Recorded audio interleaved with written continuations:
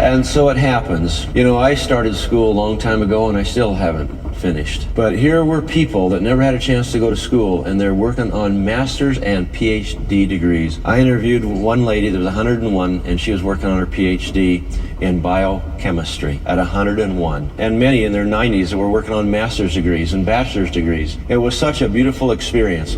And the thing that happened there, before they ever went into class to study, they had to do an hour of calisthenics before they began class. An hour of calisthenics. And before the university or the campus classrooms opened, as the students came into the campus, it was very interesting. I and Sue and the two professors and our driver were all standing there or sitting on this little stone wall waiting for the dean of the university to come and meet with us. And students would come into the university, and as soon as they would come into the kind of what I'd call the courtyard of the campus, they would put their books or their backpack or sack down on the steps, and they'd start walking backwards.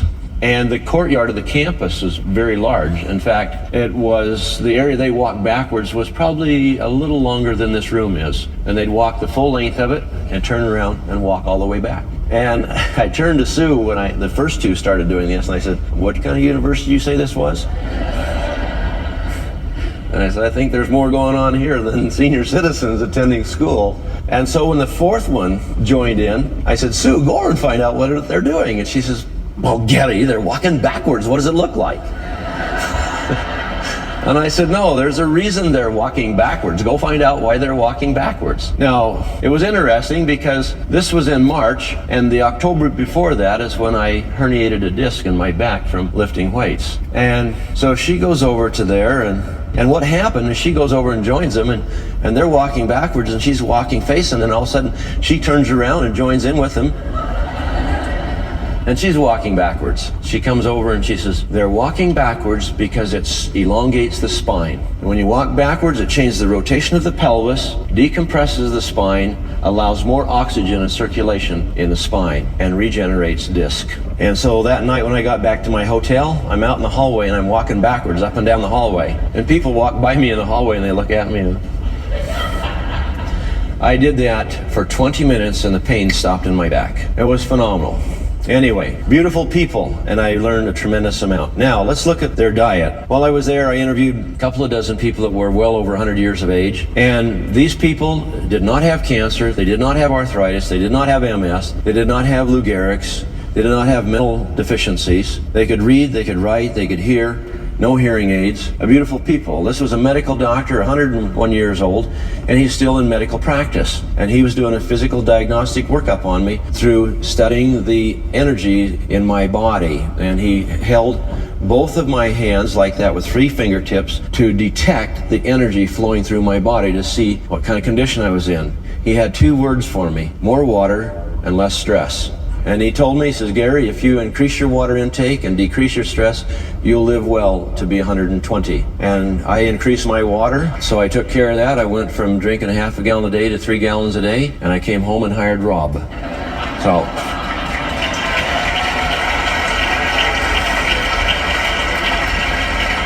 Took care of both problems, and then he hired Charlie and Steve, and so I have no stress. This was a young man. He was 108, I believe, and he was still farming, still working the fields during the day. Armin was still guiding people on Nanga Parbat Peak, 29,000-foot climb.